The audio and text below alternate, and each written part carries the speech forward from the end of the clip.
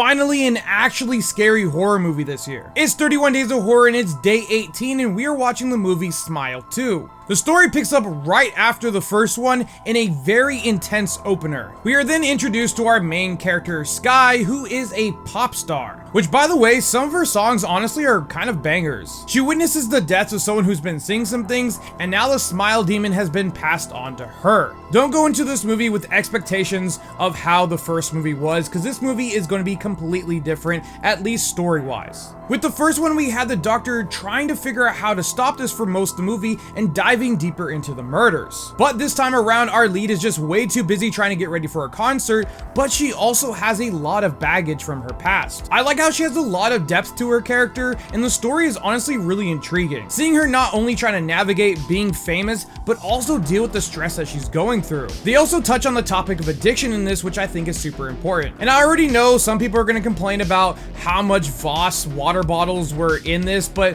I mean, it makes sense to be honest, because she's a celebrity and she's probably sponsored by that, so having that around makes sense. But on top of all that, now with the added addition of something dark following her, making her seem more insane and losing her mind, which fits perfectly with a famous singer having a mental breakdown, and that's why a lot of people aren't thinking it's too out there. The violence is spot on in this. We get a ton of blood and we get some really cool death scenes that are pretty brutal. Now, I know some people don't really take the whole smiling thing very seriously and don't think it's very scary, but I like it and I think it works for this. It's not just a bunch of creepy people smiling, but what lurks in the dark and what this thing makes her see that isn't real. It's just a mind bender of a movie that just makes you wonder what is real and what is fake the whole time. They also have some solid jump scares in this that made me jump and some really tense scenes. The cinematography in this is also really good and I really like some of their artistic shots that they have. I really like how this movie unfolds and it keeps you at the edge of your seat. The smile monster is honestly one of the creatures in horror I would never want to deal with.